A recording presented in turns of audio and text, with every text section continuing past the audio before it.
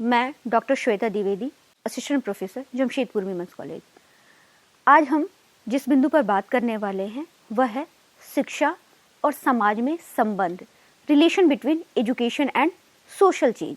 जहाँ तक देखा जाए तो शिक्षा ऐसा नहीं है कि मात्र समाज को प्रभावित करती है या समाज से प्रभावित होती है। अगर शिक्षा और समाज के बीच संबंध को देखा जाए तो ऐसा नहीं है कि शिक्षा जो है मात्र सामाजिक परिवर्तन का कारक है या सामाजिक परिवर्तन से प्रभावित होती है।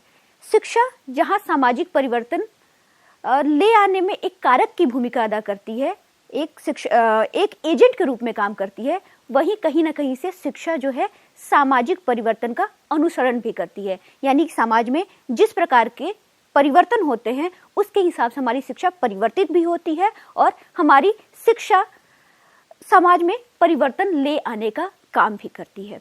शिक्षा सामाजिक परिवर्तन में एक उपकरण के रूप में किस प्रकार से काम करती है, इसके विषय में एक हम डेफिनेशन देखते हैं, परिभाषा को देखते हैं। डॉक्टर राधाकृष्णन के अनुसार education is an agent for social change. What is simple societies were done by the family, the religious, social and political institution has to be done by the educational institution today. अर्थात कि आज तक समाज में जो परिवर्तन, समाज के जो विभिन्न अभिकरण हैं, जैसे परिवार, हमारे धार्मिक, सामाजिक और राजनैतिक अभिकरण, जो आज तक मिलकर इन सभी ने सामाजिक परिवर्तन ले आने में ये इनकी जो भूमिका रही है, उसे आज के दौर में, आज के जमाने में केवल जो शैक्षिक अभिकरण हैं, जो शिक्षण संस्थाएं हैं, वह स्वयं ही ये कार्य कर ले रही हैं। यानी कि वो कहीं ना कहीं से परिवार का, कहीं ना कहीं से धार्मिक अभिकरणों, सामाजिक अभिकरणों, राजनीतिक अभिकरणों, इन सब की भूमिका को अदा कर रही हैं। अब शिक्षा सामाजिक परिवर्तन के लिए किस तरह से कार्य करती है, किस तरह से अपनी भूमिका, इसमें किस तरह से अपनी भूमिका का निर्वहन करती है, तो इसमें पहला हम देखते हैं वह है development of knowledge in different field, यानी कि विभिन्न क्षेत्रों में ज्ञान का विकास। हम सभी जानते हैं कि शिक्षा जो है मुख्य रूप से 3 काम करती है, एक प्रिजर्व, प्रोटेक्ट एंड प्रमोट। तो इन तीनों चीजों में वो क्या करती है कि पिछली पीढ़ी के ज्ञान को लेके आती है, उसमें कुछ नया ऐड करती है और फिर उसको क्या करती है कि अगली पीढ़ी तक पहुंचाती है। इस क्रम में वह ज्ञान में वृद्धि भी करती है। तो जब विभिन्न क्षेत्रों में शिक्षा के द्वारा ज्ञान की वृद्धि की जाती है, सूचनाओं में ज्ञान में वृद्धि की जाती है, तो यह ज्ञान का जो विस्तार है कहीं ना कहीं से सामाजिक परिवर्तन करता है, सामाजिक परिवर्तन करने में अग्रणी भूमिका निभाता है। दूसरा है स्टेबलाइजेशन ऑफ इटर्नल वैल्यूज, यानी कि शाश्वत मूल्यों को बनाए रखने में मदद करती है। सामाजिक परिवर्तन का जो प्रभाव है वो हमारे मूल्यों पर भी पड़ता है, तो और कहीं ना कहीं से हमारे मूल्य जो हैं सामाजिक परिवर्तन को प्रभावित करते हैं। इस क्रम में हमारे जो शाश्वत मूल्य हैं, उन शाश्वत मूल्यों को, जैसे अगर हम भारतीय परिप्रेक्ष्य में देखें तो हमारा सत्य, अहिंसा, बंधुत्व, प्रेम, ये जो है हमारे शाश्वत मूल्य हैं। तो शिक्षा इन मूल्यों को हमारे अंदर बनाए रखती है और इसके साथ ही, मूल्यों को बनाए रखने के साथ ही परिवर्तन का कार्य भी करती है। अगला है helpful in accepting the changes, नए परिवर्तनों का अभिग्रहण करने में, नए परिवर्तनों को स्वीकार करने में मदद करना। तो शिक्षा जो परिवर्तन ले आने में सहायक है, कहीं ना कहीं से हमारे उन परिवर्तनों को स्वीकृत करने के लिए स्वीकृत करने में हमें सहायता प्रदान करती है। नए परिवर्तनों को ग्रहण करने के लिए कहीं ना कहीं से वो हमें मानसिक रूप से तैयार करती है। जैसा कि मनुष्य जो है, इसमें पहले बात हो चुकी थी कि मनुष्य जो है वो परिवर्तन को एक्सेप्ट नहीं करना चाहता है, परिवर्तन को स्वीकार नहीं करना चाहता है।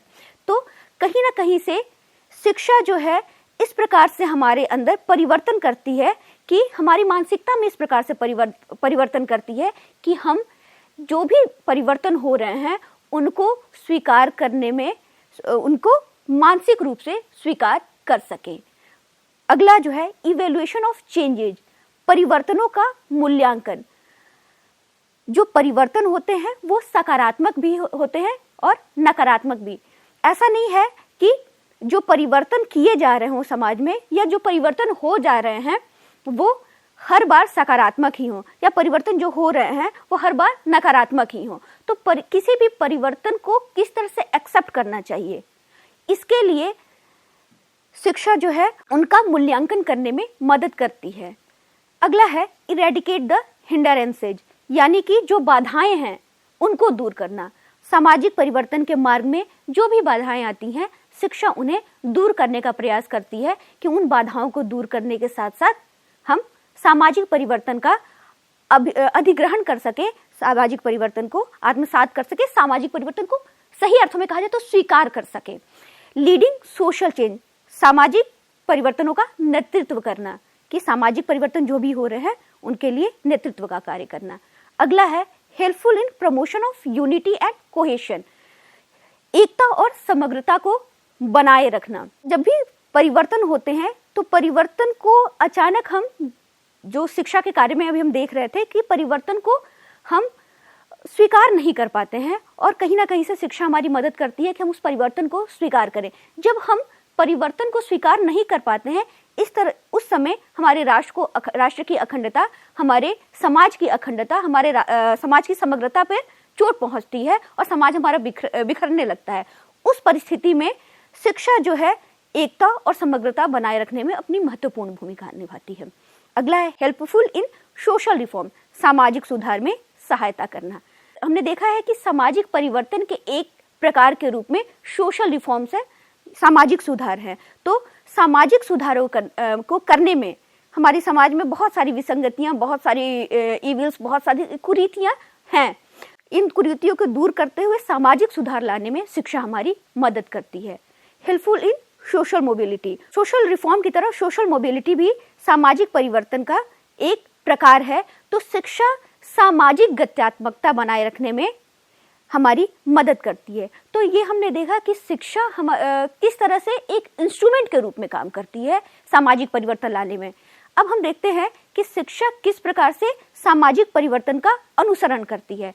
इसमें पहला है educational change due to social forces, कि सामाजिक दबाव के कारण शैक्षिक परिवर्तन होना।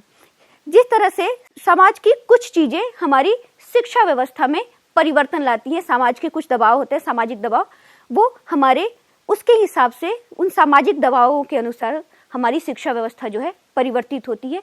Educational changes due to social need, हमारी कुछ सामाजिक आवश्यकताएं होती हैं, उन सामाजिक आवश्यकताओं को पूरा करने में जो हमारे शैक्षिक उद्देश्य बनाए जाते हैं, उनके बनाए जाने का यही कारण है कि वो हमारी सामाजिक आवश्यकताओं को पूरा करे। तो सामाजिक मांग जैसी होती है, सामाजिक मांग के हिसाब से, सामाजिक आवश्यकताओं के हिसाब से हमारी शैक्षिक व्यवस्था में, हमारी शिक्षा में परिवर्तन आता है। और आखिरी है educational change due to cultural changes, सामाजिक परिवर्तनों के फलस्वरूप हमारी शिक्षा में भी परिवर्तन आता है। इस तरह से हम देखते हैं कि शिक्षा सामाजिक परिवर्तन करने में एक इंस्ट्रूमेंट के रूप में काम करती है, एक एजेंट के रूप में काम करती है। वहीं शिक्षा सामाजिक परिवर्तन का अनुसरण भी करती है। जिस प्रकार से समाज में परिवर्तन होता है, हमारी शिक्षा व्यवस्था में भी उसी प्रकार से परिवर्तन आता है।